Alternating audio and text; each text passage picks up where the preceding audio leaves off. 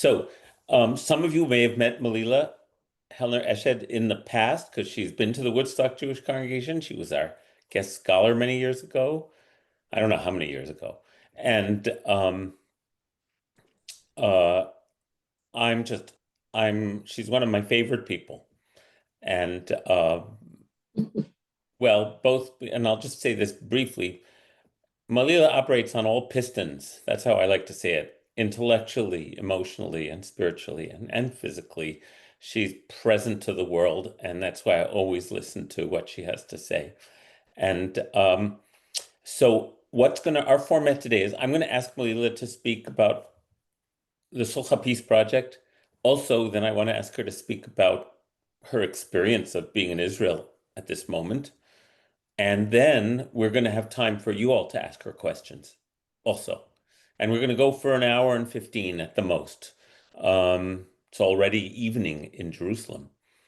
So, Right. uh, Melila, any introductory comments you have? And then I want you to tell us about the Sulha Peace Project, which I should add, um, uh, my Substack blog, subscribers who pay for a subscription, it's also going to be free. All the revenues for that go to the Sulha Peace Project. And so I'll be the one to say, anybody who wants to support this beautiful work, you can give money to the Sulha Peace Project. And it's being used for beautiful purposes. Yes. So, Melila, what would you like to Um, say? And hello. I want to say ברוכות הבאות and ברוכים הבאים. Welcome. Yeah, it's evening in Jerusalem. Um, I was very delighted to answer Jonathan's request because he's a dear, dear friend of mine. And why would I say no? And I enjoyed very much the congregation in Woodstock. I think I've been there twice or thrice even. And because we're buddies, we do this kind of stuff. And I hope we can I'll mix in the story of the Sulha. I think I'll mix in also things that have to do with other things that are happening and other things that I'm doing. But let me first of all say that in these 2 years, I think that the Sulha work or my volunteer work at this organization has kept my soul above water and has been really, really work of sacred bringing together and connection and sacred resistance. And I don't know what I would have done without it. So that's pretty important for me to say, right? Because I do a lot of things that are very important for me. But I want to say that from the point of view of the place that is most fragile and the most sacred and the most transformative has been this work. So the Sulha is an organization that we started in the year 2000. Okay, in the year 2000, Gabi Meir, some of you know, was the prophetic kind of initiator of it. But in the midst of the violence that was taking place all over the country, he called me from the Galilee and said, "Get into your car. We're going to have a gathering to be with Palestinians and Israelis together. We have to be together now." And it was an amazing encounter just to come, rocks on the road, police and army all around. And there we were, creating an island of quiet, of discourse, of respect in the midst of the turmoil. And it was very fascinating. It was very fascinating. And it was very clear to me that I'm in, I'm on. This is the work I want to do. This is the work I want to do. And I think that it was because it wasn't a Israeli-Palestinian initiative, and there are many. I want you not to make any mistake. There are a lot of initiatives, and I think each one is important from my point of view. Any person willing in the Middle East at the moment to do Israeli-Palestinian work may they be blessed.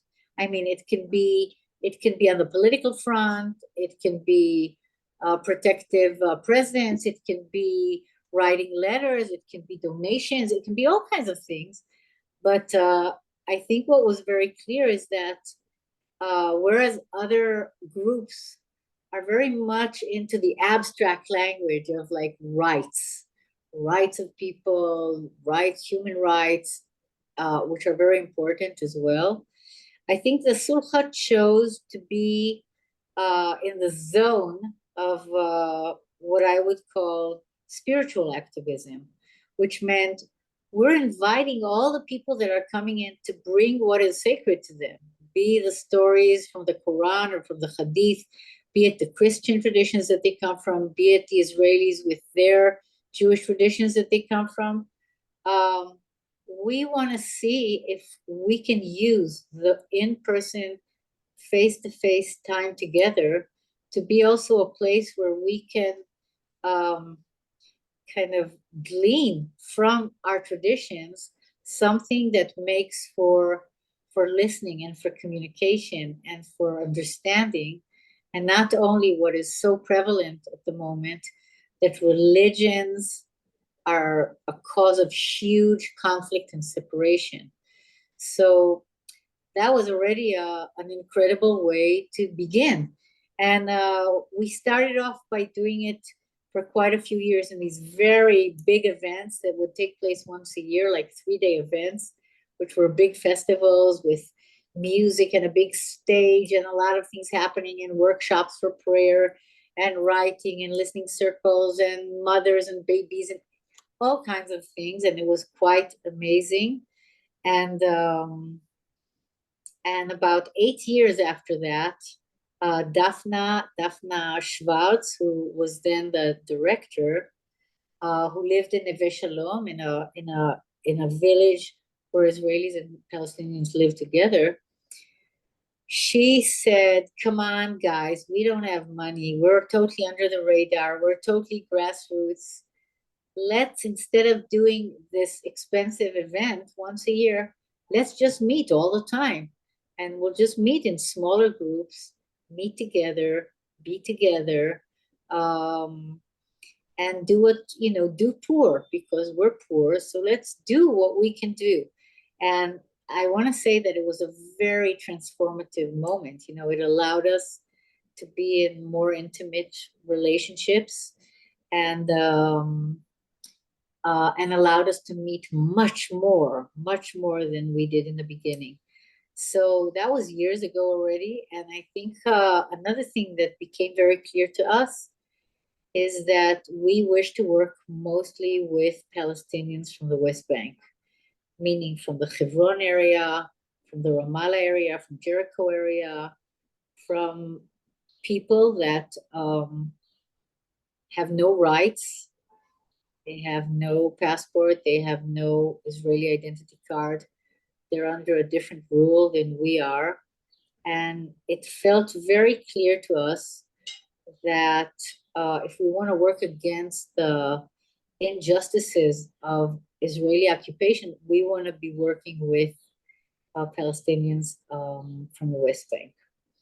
So that's what we've been doing for many years now. Jonathan can ask me all kinds of questions, and so can you, but I want to say something which I think is very relevant, which is what happened to our Sulha on the 7th of October, which I think, it's the clear question to be asked. Okay, so you met and you're good and you're friends, but what happens when extreme crisis hits the reality around us? And I want to say that it is very wondrous and fascinating that where all these organizations around us went into total paralysis, I think from shock or all kinds of other things. I have ideas about it.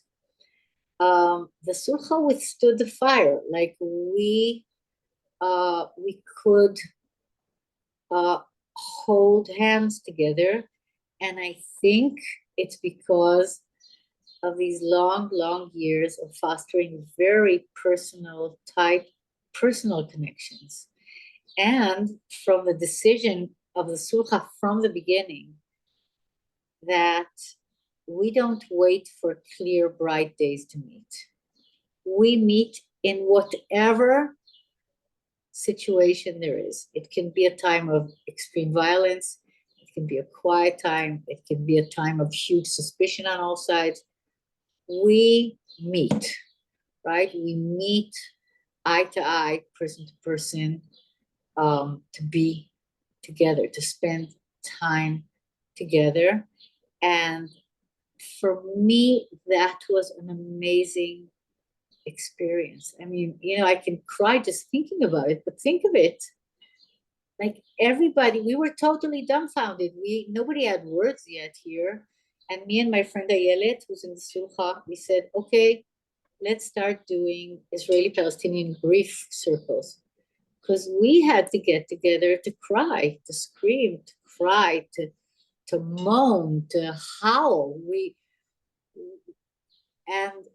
Within a week, when Israel already started retaliating to this incredible collective experience of the massacre of the 7th of October on the Jewish Israelis, it was clear that we're going into a whirlwind of extreme violence.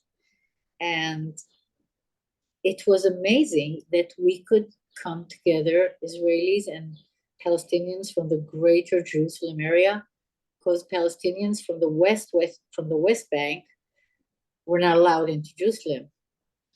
And they're not allowed still. I mean, unless they have a very special permit. So we did a lot of work with Zoom with them. But I want to say that the ability to grieve together, and to listen to what people are mourning. What is it that they've lost? Each one of us lost so much. I think that was an incredible way of lifting us out of the mud, kind of, and allow us to be determined on safeguarding humanity in a situation where the name of the game on both sides, make no mistake, was a total dehumanization of the other side. Okay? It comes from pain, it comes from fear, it comes from trauma, it comes from many things. But in a situation where, faces were erased, like there were so many forces trying to keep us apart, I think it was very clear to us that we have to keep that flame of humanity, that we're all human beings and we're all suffering, man. We're suffering, and that we have to do this together so we can pray together and create a place that has that mutual respect that can allow anything to come out of the earth alive, not dead. So since the 7th of October, we've maybe quadrupled our amount of activity. First of all, because of the urgency, the great urgency. There's a need for so much help in the West Bank, for mental care, for food, for medicine, for Ramadan, for just being in contact, to feel, that there's somebody listening. And last summer, we discovered that there were areas in Area C that we could all meet, people from the West Bank and regular Israelis like me. We could all meet without any kind of special permits. So we've been meeting at the Dead Sea and in Beit Jala and in Area C throughout this time. And the numbers have grown and grown. And that's also fascinating. What does that mean about Israeli society, about Palestinians? Who would even imagine, who would ever see it on your television that there's Israelis and Palestinians doing this together. Wow, I'm sorry we didn't prepare the short film, but we'll send it out. Okay, Jonathan, I'll send out. It's on the website of The the one on Sulha. the website, we can just tell people to look at the website. Yeah, because it's a beautiful. I think it will. Beautiful. I think it's better than any of my words in many ways. No, keep going. No. um, so that's where we're at from the point of view of understanding that we're in very, very dark times, and it's not going to go away tomorrow. It's a real long dark, and we have to have people that are willing to do the work of learning how to walk in the dark and meet in the dark and find light in the dark, and um, prepare the hearts, that cultivate openness of heart so that there can be any kind of resolution of communication that isn't just drenched with revenge and hatred. Um, and I think those are the things that are very important for me to say. I would also love, I mean, Jonathan, you decide when you want to come in, but I also want to say things about art, like what do we do when we meet? Okay, we always have these, we have our tribal gatherings. You So want to have something? all I want to say is I want to invite everybody to breathe deeply because I'm crying listening. And there are as Melila describes, there's spiritual activism, there's human rights activism, there's all levels. I know, for example, because I attended many demonstrations with Melila on all my visits to Jerusalem, there's all kinds of ways to be an activist.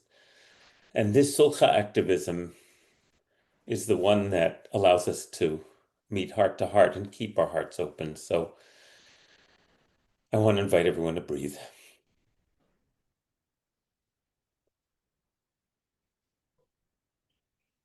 In dark times, these dark times, there are people everywhere working to keep their hearts open against great odds.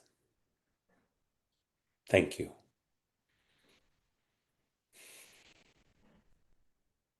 Thank you. Yes, please Thank you. continue. Thank you for breathing. Yeah. Thank you for breathing me back. Um,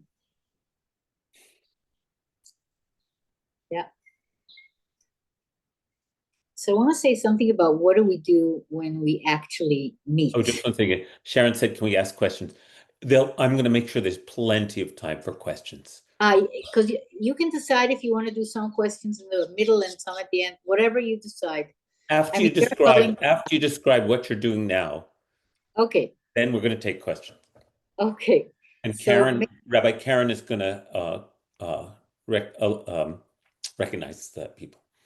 But first, finish what you're going to say, and then we'll have okay, time for okay. questions. I want to say something about what have we discovered through these years of doing this. What have we discovered that have been good tools? Okay, good tools of coming together.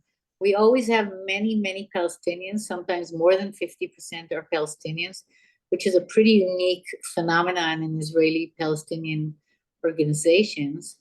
Um, but we discovered years ago that in the Middle East, there's no use in kind of doing open conversation, right? Let's talk about resisting tyranny, right? In like 4.5 seconds, everybody's at each other's throats, right?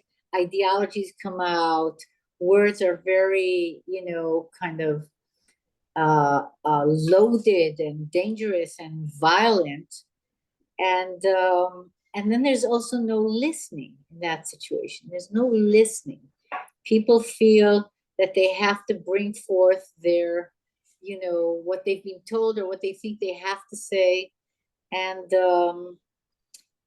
it became very, very clear to us that if we want people to feel that they're listening and they're being listened to in a circle, we have to use a different way of communication.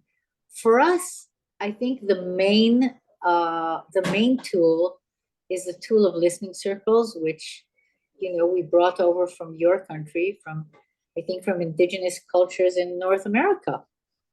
And basically, it means that in the circle, the only person who speaks is a person holding some kind of, talking object, whatever it is, generally from nature that people bring, and and um, and that people are invited to share from their personal experience, speak from the moment, not speak about what they think they want to say, but speak to the moment, and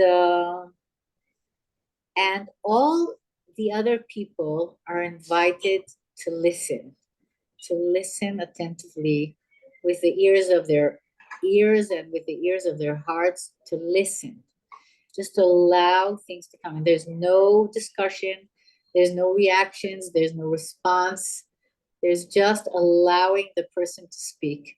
And then after they end, we take a breath, pause, and another person can take it up and do it. Now, you should also understand that it's much more complicated than doing it in English, because we're doing it in Hebrew and in Arabic. Okay, in every circle, we have Israelis who speak Hebrew and don't speak Arabic, Palestinians who speak Arabic but don't speak Hebrew, some Arabs who speak Arabic and English but don't. Anyway, in every circle, we have to have translators, and I think the slowness of translation also allows for listening. Okay, it's not rushed. We're just allowing things to come in, and after we've done a full circle, generally we choose a question. In every gathering, we choose a question. The questions sometimes are very difficult, and there's a lot of tears. There's a lot of, it's very emotional many times, and the circle holds it. We just hold that, and sometimes we have a second circle, second round, so that people can resonate with some kind of response, or something that they want to say, or something that they want to comment that they need to say, that they've just realized because of the circle. And generally we bless each other at the end, and those are the listening circles. We use them in each and every gathering. I want to say also that another tool that is used by people in the Sulha in different kinds of workshops is the nonviolent communication. I think Roberta Wall is on this conversation. Roberta and other people have done incredible work of nonviolent communication with Palestinians, which has been a huge help in changing the whole atmosphere of how we can negotiate and speak in times of such shortness of breath, right? Remember, this is kotzer ruach. We have, like in Egypt, people write in the story of Egypt, when God comes to tell the people who are buckling under the hardships of slavery, that God says, I have heard you, and I will remember, and I will take you out, and I will carry you, and I will bring you to the land, right? We say this in the Pesach Seder. There's something very strange that happens. It says, and when Moses said this to the Israelites could not hear him because of shortness of breath and hard work. And it is that shortness of breath when you're just you're in an extreme state. You're so frustrated and angry and frightened, and everything looks so ominous that we can't breathe. We stop our breathing, and then we can't listen, right? There's something that doesn't allow us to really listen. So I want to say that we use those tools. We use a lot of tools of personal stories, allowing people to share personal stories. And we try to have a workshop of something every gathering. It can be a political conversation, it can be dance, it can be prayer, it can be all kinds of things that we do. Food is important. Food is very important. We're in the Middle East here. We make sure that we have wonderful food, that everybody has a time, place to eat, that we eat together, that we break bread together, that we make a blessing over food, that people bring blessings, that people invent blessings. And maybe to end the description, I think that's enough of describing. I want to say that I come from Jewish mysticism studies. That's what I read, and that's what I teach, and that's where I live. That's how I got to know Jonathan and some other people here.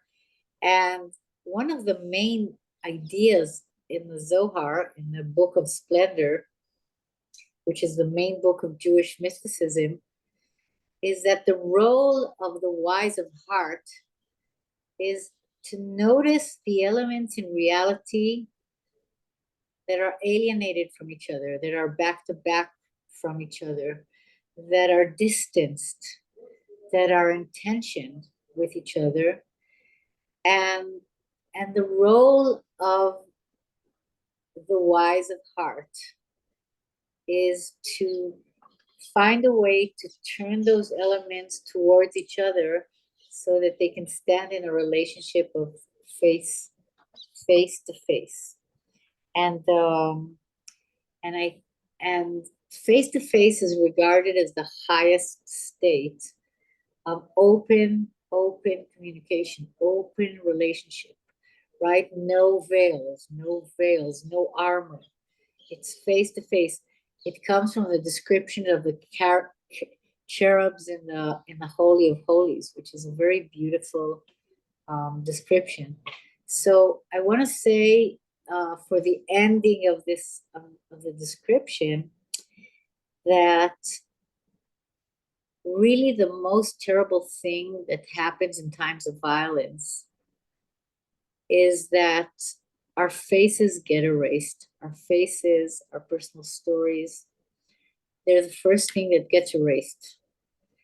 And what we do in our gatherings, that's why it's so important for us that they're in person, on the ground, in the dust, wherever we are, is that we're trying to ensure the continued existence of our faces, right? Give us back our faces for people on both sides of this bleeding conflict. And that is something very dear and very special at this time, to kind of not give up on that, not give up on that. So and we've had wonderful friends, mostly from the United States of America, like Jonathan, like my friend Janice, like all kinds of people that have supported us throughout the years, and that have come to be with us, and that's been a source of huge comfort. We're willing to do the job, like we're doing. We're willing to sit in the sand and do all this grassroots stuff, and be with people that are coming from the West Bank, from refugee camps, that coming to the Sulha are the only times when they can come out of their camps. Can you imagine that? So, but I want to say that even though our friends in North America are far away, it's very meaningful to feel the support, to feel that somebody's saying, go, we're holding you from this side of the ocean. And that's been that's been very, very important for me. So I think that will do for a description. I mean, unless I forgot 80%, and then you'll tell me. Melila, there was a question in the chat from Joan. What does sulha mean? I think that's a good thing Oh, to ask. that's a nice question. Sulha is a name, or Sulha is a name of a Middle Eastern, um, how would I call it, social process and ritual in times where there's a blood, you say blood feud or blood, yeah, when there's a blood feud between families or tribes, there's a big problem that the law of this area in the Middle East is if somebody's, smashed you, you go and you take revenge. By the way, look at the Middle East. We're just in the same place as biblical times.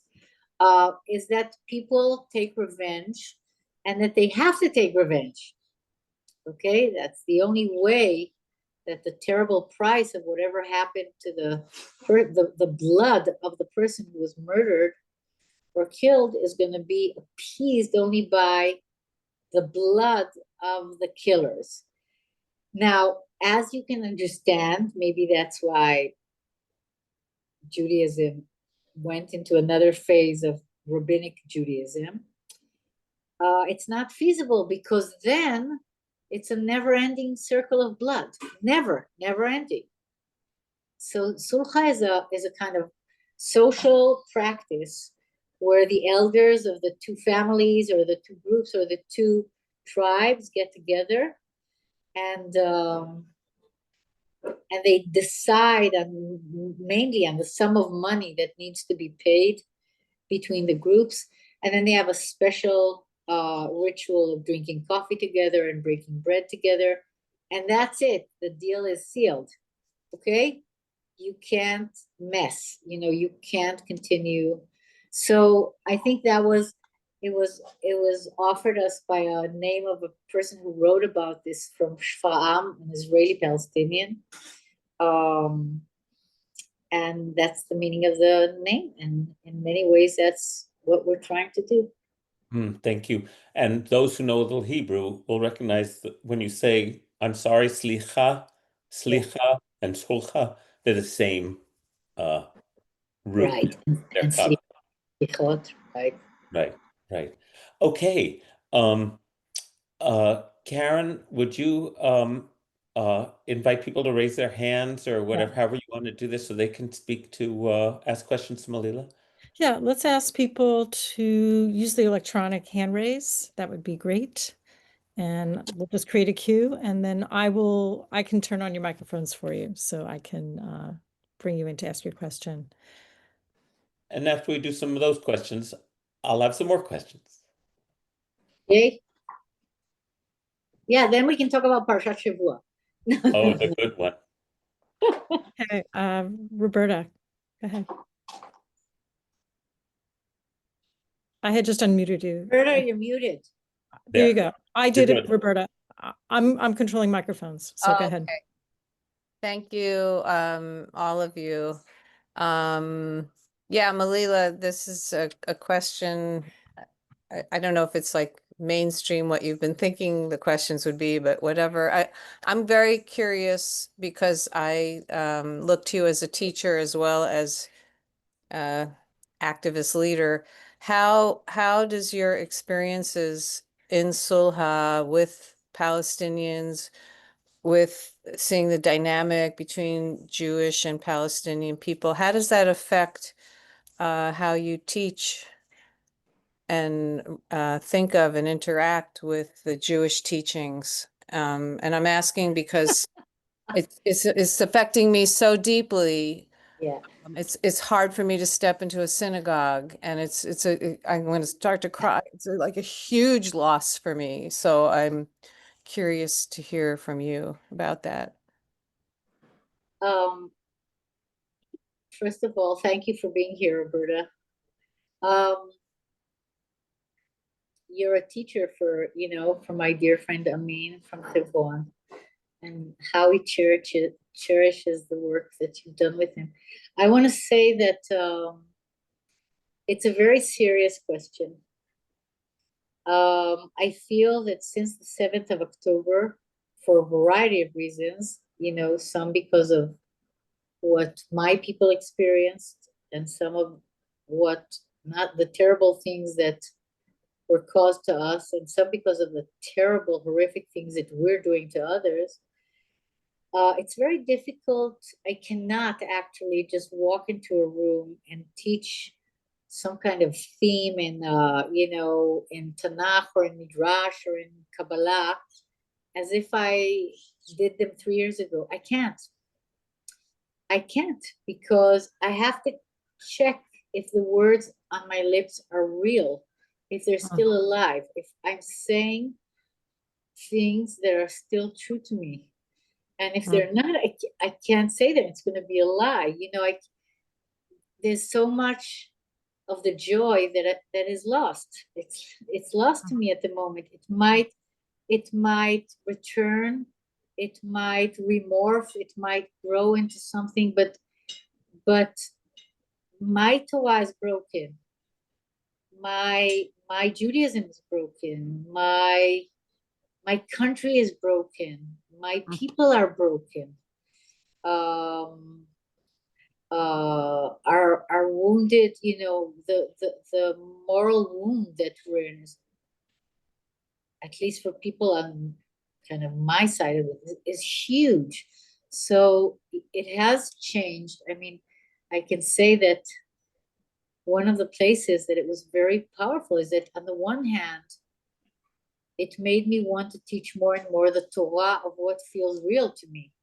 What in my tradition, right? I'm an heir to a Jewish tradition that is so amazing, but it is now my role, my ethical role, to find the things in this tradition that will bring medicine, that will make for connection, that will bring healing. It is my role. I can't ask anybody else to do it.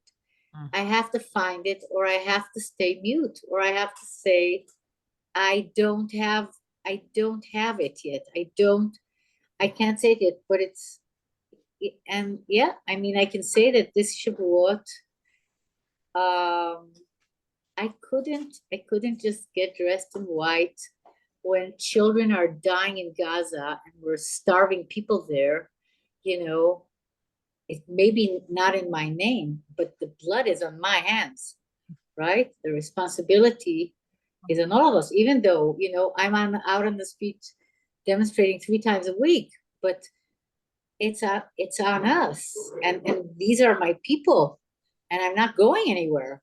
So I can say that there are things I couldn't dress in white, go study all night Torah. No, it's too broken at the moment. So yeah, thank you for asking. But I don't give up, Roberta.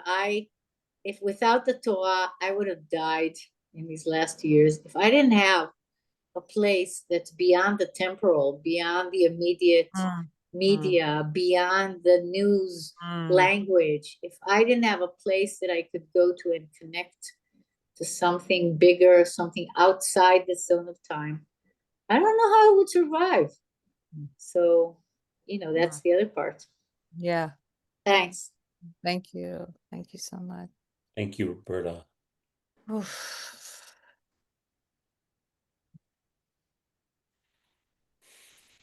Hi. Hi. Hi. I think we may have met. I lived in Jerusalem for 5 years, and I went to a few of Roberta's NVC meetings down at the Almog Junction and in Beit Jala.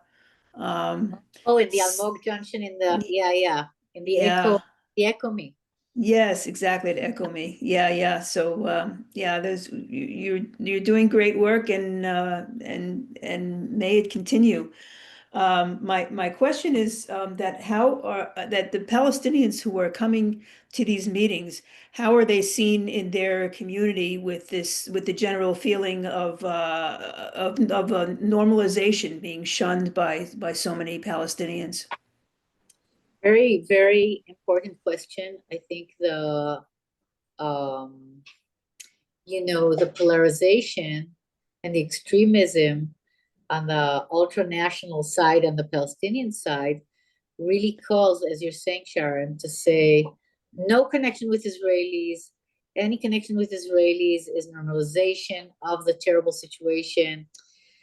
And that's been very, very complicated for many years for the Sulha. And we've had all kinds of very creative ways of getting around it. Mostly the Palestinians are the ones that help us figure out, it's a matter of language, it's semantics a lot of times. But if there's a language of cooperation, or if we say we're doing a workshop to learn a technique, that's not normalization. Or like our dear friend Amin from the Fawar refugee camp, who's cultivated a whole new culture in his refugee camp because of the Sulha, right? He says, I am a Palestinian patriot. I want the young men in my camp to stay alive. I don't want them to die. I don't want them to do, throw stones, get shot. So, like, I want to bring a different discourse. I want to bring a different way of looking at this. So, he sees the work of the Sulha as something that's,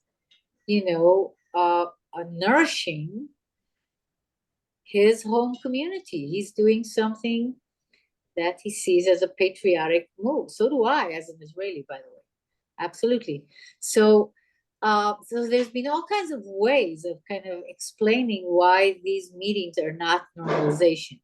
And you can find that in many other organizations. But by the way, I want to say that many times the more intellectual the people are, the more extreme they are about not letting other people speak with the other side. And I want to say that that's horrific. Because actually, like the bereaved Israeli Palestinian bereaved family forums say, it's not going to end until we talk. We have to meet. If we don't meet, then for sure we just stay separated. But the voices that say no connection are in many ways are the thing that we have to work against. Sometimes within the Israeli community that says, no, this is wartime. Why are you speaking with the enemy? Why are you speaking with Palestinians? Palestinians are the ones who want us dead. Or from the Palestinian side. But we know that most people here are just human beings. We're just people that want to live. And so, yeah, so that's what we do. Does that help anyway? Yeah. I know that's a very big challenge, and I know that some people really are risking their lives to meet with Yeah. Israelis at all. Yeah. Thank you. Thank you. Hi. Ooh, I'm a little bit more emotional than I thought I was going to be. So my name is Tantra Mud. I'm not Jewish. I'm not Muslim. My base is Christian, but I wouldn't exactly say I'm interested in what Christianity is doing right now either. Okay. But I'm also a mystic, and you was talking about something when I came on. I came on late. And in 1994, I had a visitation that showed me this war that we're in now. 7 days before it happened, I felt compelled to post the vision. And the bottom line of it, which is the source of my question or source of my interest, was that how all the religions have aberrated God or aberrated source, that those stories must end and that new stories must be born, where every God has a place and every connection with source operates on behalf of all life. So I have a global community, and one of us has always been on one of these calls listening, because we feel like by our presence, we're part of what's going on and part of what's possible. But you said something in the beginning that really got my attention when I came on. And this thing about the two faces. And in my world, in the world I work inside of, to give even aberrations and horrors a place. Everything has to have a place for it to sort itself out. So here's my question, just to the best of whatever comes up for you, okay? Because we are a global community, we are a mystical community, we operate in building coherence. We operate on behalf of wherever people need it, we want to be there, you know? And so to those of us that are not in the fray of it, not in the horror of it, although I must say in the United States of America, some of us are, I'm in a sanctuary city, and I'm where people I love deeply are at risk to be deported for no good reason right now. I'd just like to know if there was a unifying conversation that you would have for me and my collective, those of us that aren't in the heat of it. What would you say to us? What would you want us to know? Particularly this thing about giving. I love that. I'd love to know more about it. If somebody could put it in the chat for me, I'd actually like to read about it, the two faces and whatever the source of that was, because I think that's very important right now. So It's the just two open. face, the face to face of the cherub. First of all, thank you for, having the open-heartedness to be interested in a conflict that in many ways is not yours. You could also dismiss it. And I think I think that in many ways, mystics feel, I feel this very strongly, that mystics feel across the boundaries because they're connecting to the oneness, they're connecting to source. And people that feel a connection to source feel what's happening, feel what is happening. The great Hindu mystic Ramakrishna, who I love and adore, he took a few years to do the sadhana of all the religions. He went and practiced how to be a bhakta of all kinds of religions, right? Of Christianity and of Islam. And it brought him to understand that there's 1,000 ways to the chamber of the divine, right? There's 1,000 ways. It's all going to the same place, or it converges in one place. I think the thing that can be offered from the point of view of you as a community is not to be in the discourse of judging and being so dichotomous, right? Everybody's so much about their justice thing, who's right and but it's really offering the place from the source, which is bombs. Oh, yeah. I think there's a rocket attack. Are you concerned? No, I'm not very concerned. Melila, Yeah. Sharon just put in that she got a red alert on her phone that there's a rocket attack coming into the center of the country from Gaza. Well, we'll open the door. I'll continue talking with you, but if you want to, you can stand. My friend Janice is here from Florida, so I just want to make sure that she feels comfortable that the door is open.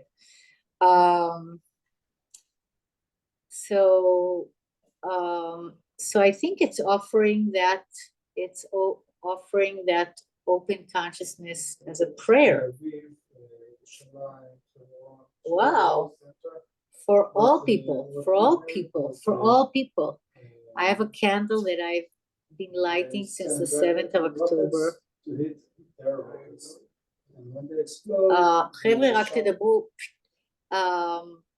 It's okay.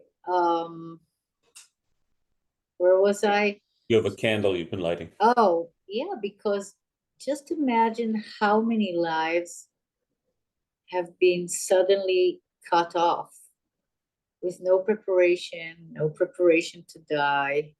Boy, there's a phone. Can you answer there?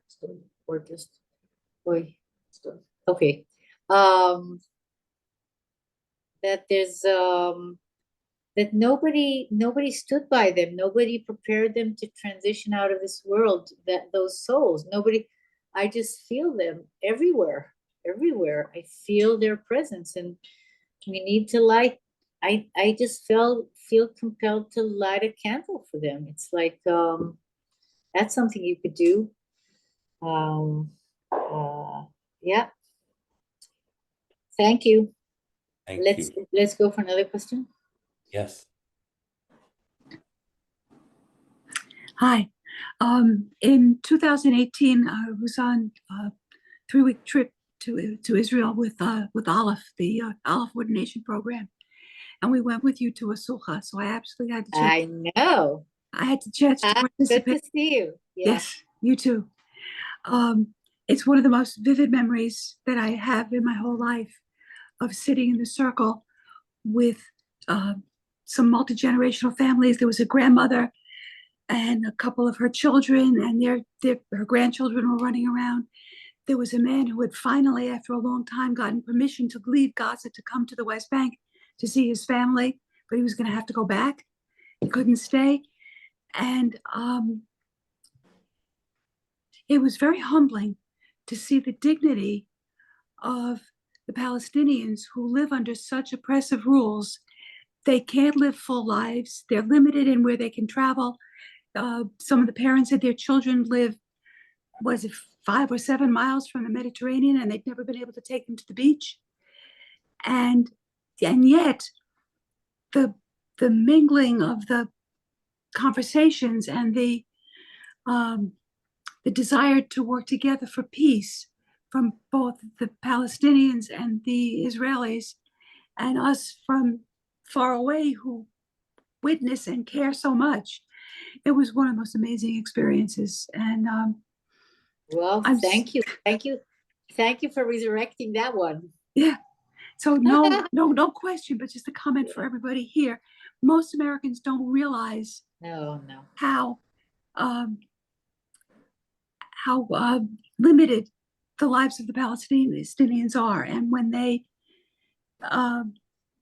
there's not much they can do when bulldozers come to knock down houses, and they can't go on quick roads between places and subject to searches.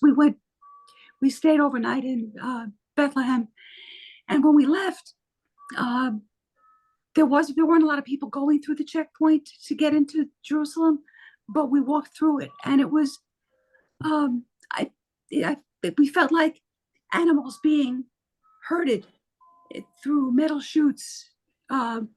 We could see where the soldiers would be if there were Palestinians going through every morning and every evening with guns, waiting for somebody to try something in an enclosed pathway to get from one place to the other, which should have been just a quick walk down a hill. We don't know. Thank you so much for coming to talk about it. Thank you, Ellen. I think it's something that's very important to understand, that we're not talking about a equal position of power. I can get into my car, drive down to the sulha, wherever we're meeting it is so complicated. There's actually, it's like they're under siege everywhere, and you can't leave your village, or you can't leave your refugee camp, and it can take them hours to get there, whereas it would take me 2 hours, it will take them 5 hours. But I think that you're right, and I think it's important that you said that to remind me also. I think in every gathering, we always say we're amazed that you're still willing to talk with us. I mean, we're amazed. Not because, I'm just ashamed and that's the only thing I am about my people and my country. No, I'm an Israeli, and I love Israel, and I wish I could say I love the state, but at the moment I think I'm in a very big tension with everything that this government and the state systems are bringing about. But there's a lot of us that are very opposed to this government, and there's a lot of us who are trying to resist in any way that they can. Some of us are already underwater, have totally given up. and some have incredible storehouses of energy and optimism, and some are just working on איך אומרים, hope as a work in progress. You know, hope is something active that you have to create all the time. It's not like something that you just have or don't have. You have to cultivate that, and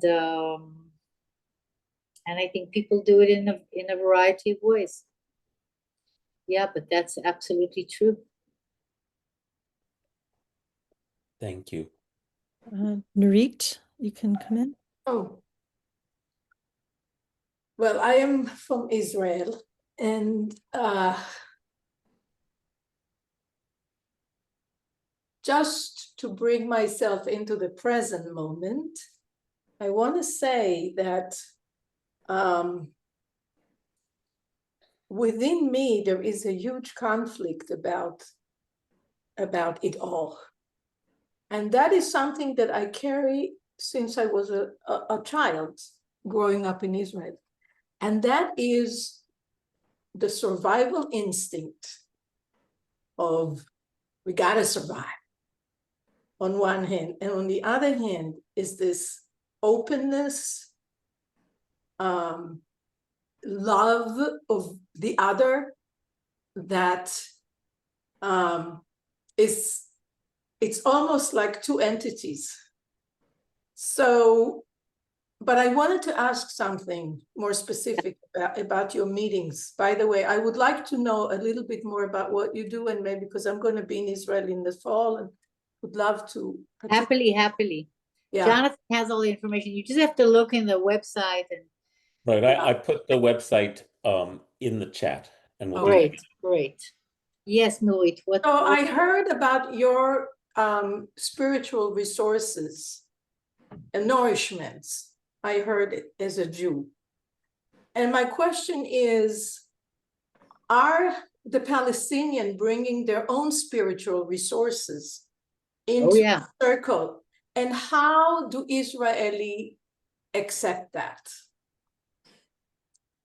Well, first of all, they do, because I think if there's something that we totally discovered is that our sacred stories are nourishment for us. It doesn't matter what culture you come from. You can't say, okay, religions are too complicated and conflicts. Let's throw the baby out with the bathwater. No, try not to throw everything out.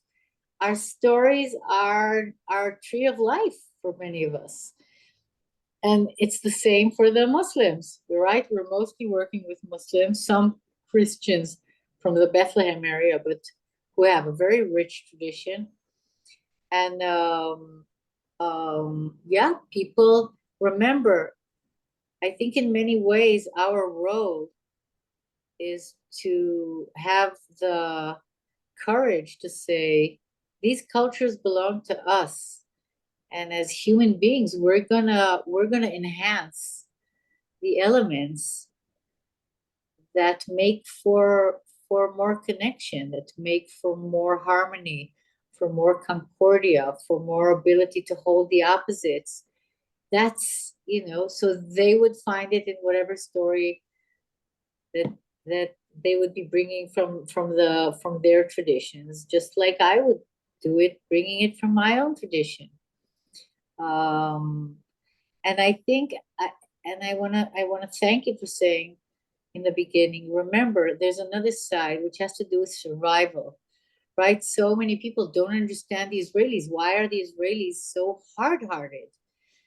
Well, we're hard-hearted, not me included, I must say, but people are very hard-hearted because of fear. There's a lot to be fearful of. It's not, you know, it's not like CNN. You know, this is real. Okay, we're just sitting here and having a conversation. There's a rocket attack outside the. I mean, it's not that you can really come and say, how can they be so damn crude? It's fear. It's fear. Absolutely. We're gonna pay for it, boy. You know, we're gonna pay for that obstacle of not having, for so many people, not having any kind of solidarity or any kind of sympathy, or, forget about that, even acknowledging the humanity of the suffering of the other, the suffering, the deep suffering. So I think for me, as a Sulha person, my experience of it is of what is happening in the West Bank, not in Gaza, because I cannot even enter Gaza. Gaza is now like a horror, it's like sealed off in many ways. But I'm totally in daily contact with what's happening in the West Bank, and it's pretty horrible. So it's true. Some people are going to say, like my lovely dentist who says, my mother who came out of Auschwitz says, okay, we're going to have a big war every 10 years. It's better than being burnt in ovens. Maybe she's right. That's what his mother is saying. That's what his mother is saying. But that doesn't mean that we all have to operate on that paradigm. You have to have people that are also kind of moving the liquids and the energy. Yeah. Thank you.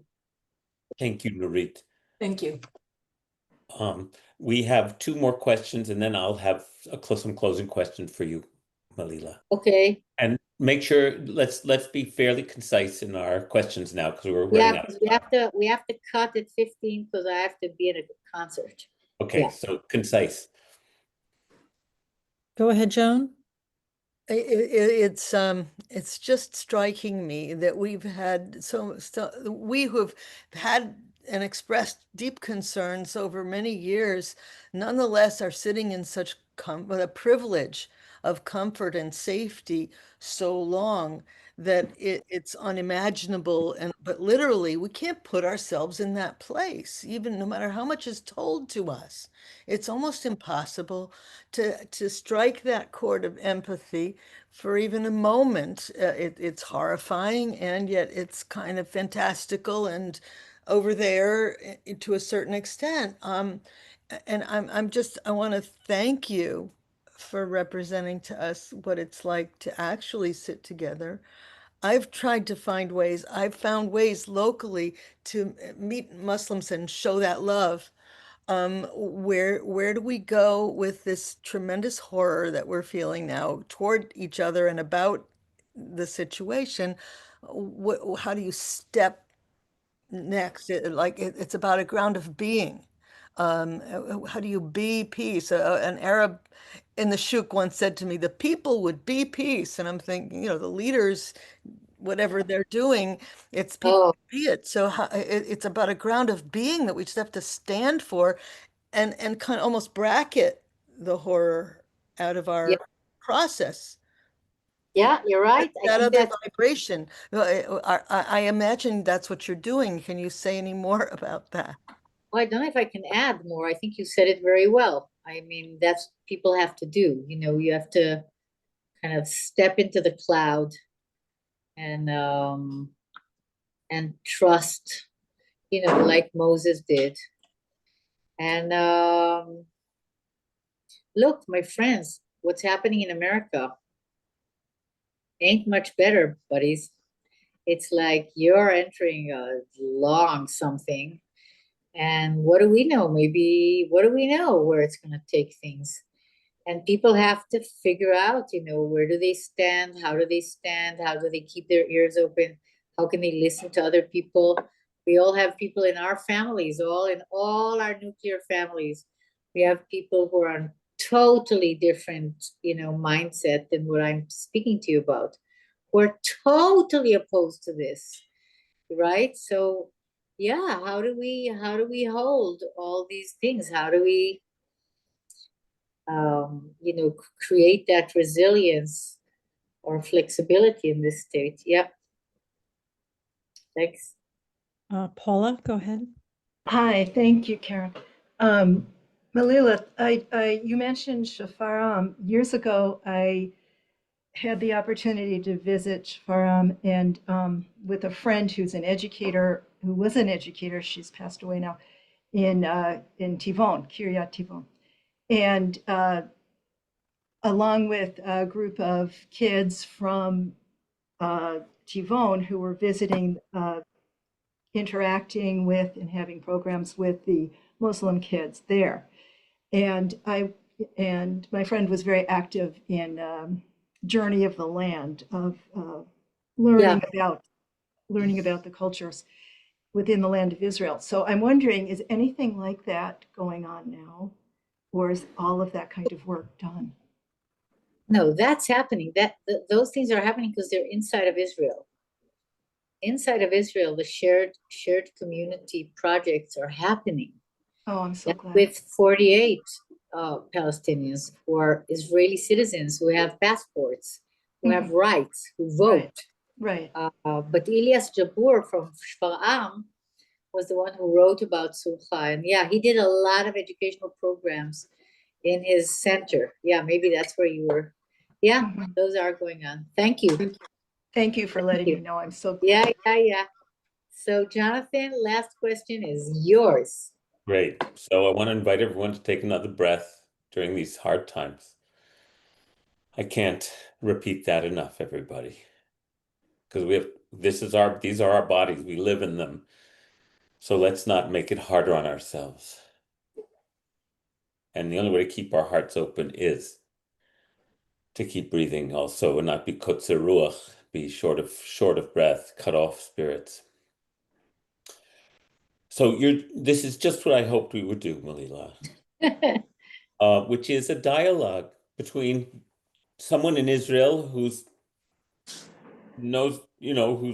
totally engaged and us way over here, because one of the big gaps is that we're sort of what's the word? Assaulted by, overwhelmed by media, and it makes it hard to. It's not quite real. It's a veil between us and reality. So you have a lot of contact with American Jewish communities. You come over, you teach, you lead, they come. So what do you want to say as from Jerusalem to us American Jews? Just whatever comes. Do you understand what I'm asking? Not exactly, Jonathan. Okay. What do I want to say about what? To American Jews. Well, to American. Okay, let me try. In your travels, dance. what is it that? Yeah. Okay, we'll dance. Yeah. I want to say something that I think Jonathan has wonderfully manifested throughout these 2 years. And that for many, many American Jews has been very, very difficult who have not been here, which is to keep your eye on relationship and not on ideologies, not on ideas, not just about ideas in pure abstract form. But there's all kinds of people there, and there's all kinds of people here, and we have to find ways of connecting. We have to find ways of bridging. I think, like some of you were saying, that it's difficult for you, that you're thankful that I'm coming because I'm bridging an experience that you can't have because you're in a different place. You're in a different reality, fraught with terrible tension at the moment and anxiety about what is the future about to bring onto your streets. And but what I want to say is, like, instead of taking positions and becoming more and more rigid ideologically, just to remember to have your blessings or your connection with people, that there's people here. It's not American Jewry. There's American Jews. There are all kinds of them in all kinds of colors, and there are Israelis of all kinds of colors and styles and worldviews. And I think that's something that I really want to say, that it's don't think in op-ed kind of formulations. What's right now to say, it's open, it's messy, it's complicated, and to stay with that. Yeah. Thank you. You know, before you go, I'll say that on our the WJC trip to Israel, which hopefully we'll get to do in December, our goal is to meet with Melila and other groups in Israel, um, to bring our energy, our support, our witness, and also to be inspired by. And so you'll see the itinerary. One of the programs we'll be doing on this trip is with Melila and the Sulha Peace Project too. So, Yay, so that would, I'm really excited about looking that. forward to that. Um, Thank you. Blessings to you, Melila. Karen, you have anything else you want to share? Well, first of all, so much gratitude, Melila. Thank you so much. And our hearts are with you, and all of our blessings to you and this beautiful work that you're doing and this great example that you're really setting for so many people. Thank you. Thank you, my friends. May we meet in better days. Oh, Ken Hiratson, we love you. I'm just letting everybody know we'll gather back here again in a similar format on Tuesday, June 24th, also at noon, also with some guests from Israel with Called the Galilee Dreamers. Yeah. Another group that's doing this kind of beautiful work. great. So thank you all. Thank you so much, everybody. Have a great day.